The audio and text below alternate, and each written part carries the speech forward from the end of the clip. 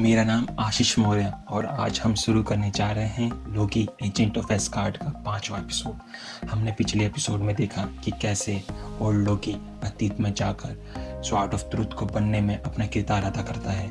और अब आगे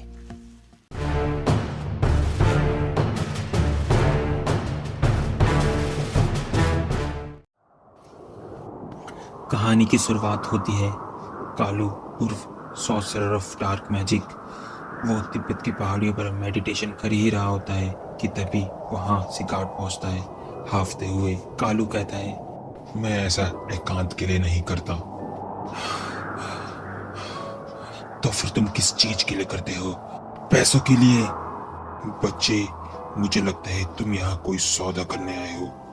सिगार्ड कहता है, बिल्कुल सही कहा, मैं यहाँ एक सौदा करने ही आया हूँ। ये मेरी तलवार हजारों रुपए की विजेता 15 ड्रैगन को मारने वाली the dragon blade sword of truth. तभी कालू सिगार्ड को रोकते हुए बोलता है, हाँ मुझे पता है, इसके हजारों नाम हैं, पर तुम्हें ये कहाँ से मिली? सिगार्ड कहता है, इसकी बहुत ही लंबी कहानी है। और आज का दिन जहाँ लोकी वेरिटी को अपने अपार्टमेंट में डिनर के लिए बुलाता है और तभी वेरिटी कहती है, क्या सच में गॉड ऑफ मिसचीफ को भी खाना बनाने आता है? वैसे मुझे एस्गार्डियन खाना इतना पसंद नहीं, पर इंसानों को खाना मुझे बहुत पसंद है। तभी वेरिटी अपनी आंखें चढ़ाकर बोलती है, ये तुमने बिल्कुल सही कहा, पर मैं क्या तुमसे कुछ पूछ सकती हूँ? मतलब तुम्हें पता ही है कि तुम कौन हो। वैसे मैं पूछना तो नहीं चाहती, पर वैसे तुम्हारा क्या इरादा है मुझे यहाँ बुलाने के पीछे? और दूसरी तरफ सिगार्ड लोकी के अपार्टमेंट में घुस जाता है और अपने सेल्थ सूट की मदद से गायब हो जाता है। और दूसरी तरफ वेरिटी लोकी को थैंक्स बोलती है, लोकी थैंक्स मेरे साथ इतना हॉनेस्ट होने के लिए, पर देखो मैं तुम्हारी कोई भी मदद नहीं कर सकती कोई भी तिजोरी या जेल तोड़ने में। और तभी वेरिटी चिल्लाती है, लोकी वो देखो वो क्या है? और तभी वहां पर सिगार्ड प्रकट हो जाता है और वो अपनी हीरो ब्लेड को उठा लेता है और वो कहता है, मुझे ये सब देख के बहुत ही बुरा लग रहा है, मैं इससे भी अच्छा कर सकता हूँ, स्पेशली तुम्हारे लिए। थोड़ा सा डिनर और थोड़ा सा डांस। और ये सुनकर वेरिटी थोड़ा चिढ़ जाती है और कहती है, क्या ये तुम मुझसे बोल रहे हो? तभी लोकी उन दोनों को रोकते हुए बोलता है, वैसे इन सब की यहाँ पर जरूरत नहीं है, वेरिटी इनसे मिलिए, ये है सिगार्ड एस्गार्ड के पहले हीरो। तो वेरिटी बोलती है, कौन? ये चोर, ये चोर हीरो है?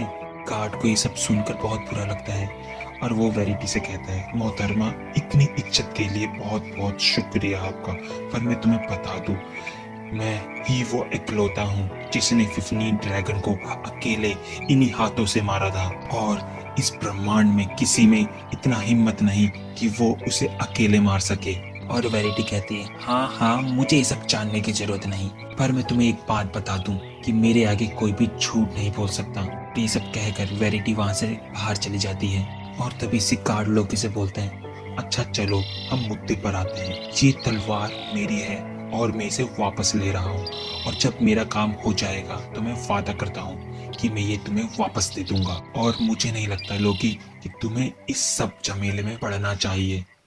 पर हम देखते हैं कि कुछ दिन पहले जब ऑल मदर लोकी के अपार्टमेंट में प्रकट होती है तो वो उससे बोलती हैं, हम बहुत ज्यादा खुश नहीं हैं तुम्हारे फेलियर को देखकर।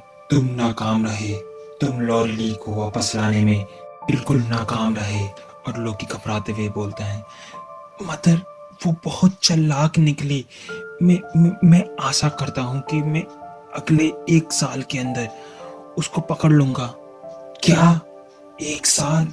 लोग ये बहुत ही ज्यादा समय है, हमें भी अपने लोगों को जवाब देना पड़ता है, पर हम आशा करते हैं कि तुम उसे जल्द से जल्द ढूंढ लोगे। पर उससे पहले तुम्हें हमारे लिए एक और काम करना होगा। क्या दूसरा काम? हाँ, तुम्हें सिगार्ड को पकड़ना है, हम उस पर और नजर नहीं रख सकते। ऑल मदर, मुझे लगता है कि टाइसिर अब भी सिगार्ड पर नजर रखा हुआ होगा, और वो वैल्करीज, वो तो उसे कभी गायब नहीं होने देंगे।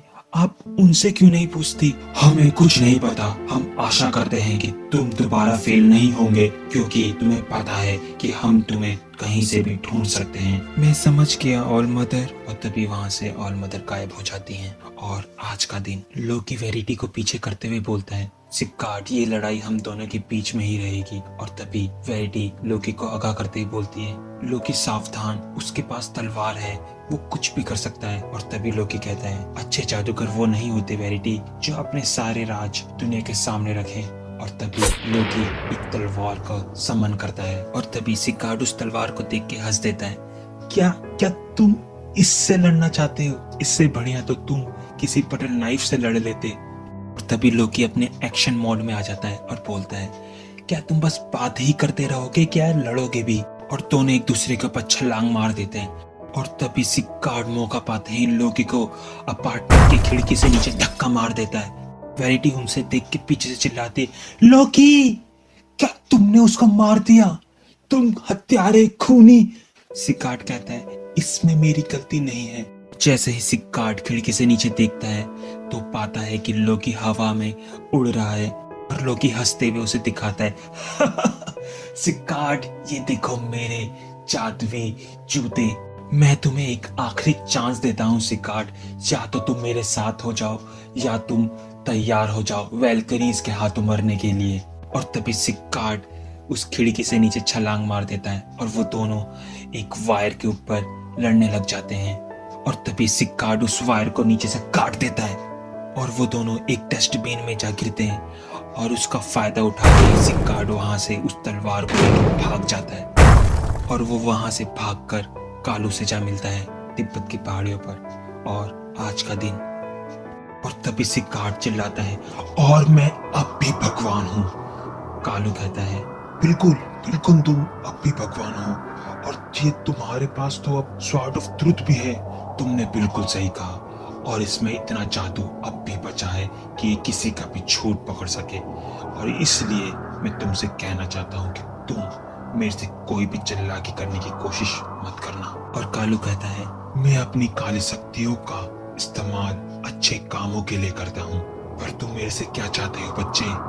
और सिकार्ड कालू से कहता है, क्या तुम्हें कर्मा का चक्र के बारे में पता है? और कालू बहुत ही अचंभित होकर सिकार्ड को देखता है और कहता है, बेशक बेशक मुझे पता है, मौत और पुनर्जीवन का चक्र जिसमें हम मरते हैं और फिर से जन्म लेते हैं किसी और समय में, किसी और जगह में। हाँ हाँ बिल्कुल, मुझे यही चाहिए। क्या क्या तुम अपना धर्म बदलना चाहते हो? नहीं नहीं, मैं ये नहीं चाहता। मैं खुद एक एसगार्डियन गॉड हूँ। मैं मरा तो मैं फिर से वेलहेला पहुंचूंगा। इसका मतलब मेरा फिर से वेलकरीज के साथ सामना होगा। और मैं ये नहीं चाहता कि वो मुझे फिर से मारे। मुझे इस चक्र से बाहर निकलना है और इसका बस एक ही रास्ता है, यदि मैं मरूं और मरने के बाद कुछ और बन जाऊं। और कालू सिकार्ड से कहता है, तुम्हारा बहुत ही खराब प्लान है बच्चे, पर मैं तुम्हारी मदद करना चाहूंगा। पर तुम्हें पहले अपने मन को शांत करना होगा बच्चे, और जब मैं तुम्हें रीइंकार्नेशन के चक्र में डालूं तो तुम्हें साबित करना होगा कि तुम झूठे नहीं हो। और जैसे ही सिकार्ड अपनी लॉयल्टी को साबित करने के लिए स्वॉर्ड ऑफ ट्रुथ को बाहर निकालता है और अपना हाथ काट कर ये साबित करता है कि वो सच्चा है। और तभी कालू देखते ही देखते मेफिस्टो में बदल जाता है। मूर्ख एस्गार्डियन, तुम अब वेलकरीज के हाथों तो बच गए, पर अब तुम मेफिस्टो की अनंत धधकती आग में हजारों सालों के लिए जलते रहोगे। और तभी सिकार्ड अपनी तलवार निकाल के बोलता है, तुम मेरे से झूठ नहीं बोल सकते। मेफिस्टो कहता है, मैंने तुमसे कोई झूठ नहीं बोला, ये मेरा तरीका है रीइंकार्नेशन का, और अब तुम इससे बच नहीं सकते, क्योंकि ये रहा तुम्हारा कॉन्ट्रैक्ट। और तभी मेफिस्टो सिकार्ड को अपनी जंजीरों में जकड़ लेता है और उसको वो कॉन्ट्रैक्ट दिखाता है। पर वो देखता है कि वो कॉन्ट्रैक्ट उसका नहीं है, वो तो किसी और का है। और ये सब देखकर मेफिस्टो चिल्लाता है, ये ऐसा नहीं हो सकता, ये क्या है? और तभी लोकी पीछे से आता है और कहता है, बिल्कुल बिल्कुल तुमने सही कहा, ये कॉन्ट्रैक्ट तुम्हारा नहीं है, ये कॉन्ट्रैक्ट मेरा है। और मेफिस्टो चिल्लाता है, तुम ऐसा नहीं कर सकते लोकी। लोकी बोलता है, मेरी ख्याल से मैं ऐसा कर सकता हूँ क्योंकि मेरे पास ये इनविजिबिलिटी कोड जो है और ये लोरेली का एमुलेट और ये इंसानों का बनाया इनविजिबिलिटी बेल्ट, ये जो मैंने सिक्कार्ड की कमर से गायब किया था। और मेफिस्टो वहां से जाने से पहले लोकी से कहता है कि तुम अपने अतीत से नहीं भाग सकते बच्चे, वो अतीत अब भी जिंदा है और तुम उसे कभी नहीं मिटा सकते। और लोकी उसकी बातों को अनसुनी करता है और सिक्कार्ड को टेलीपोर्ट कर देता है एस्गार्ड और ऑल मदर के आगे उसको पेश करता है।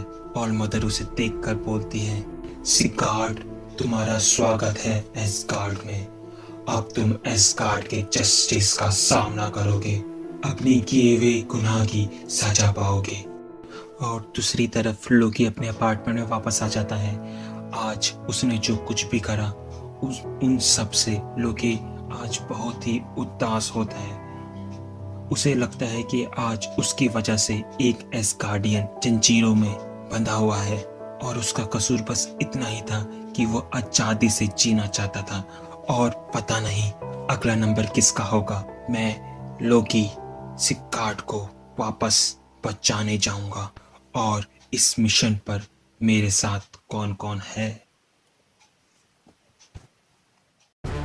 मैं आशा करता हूँ आपको मेरा काम पसंद आया होगा। लोकी एजेंट ऑफ एस्गार्ड का अगला एपिसोड हम जल्द ही डालेंगे। तब तक के लिए हमारी वीडियो को लाइक कर दें, चैनल को सब्सक्राइब कर दें।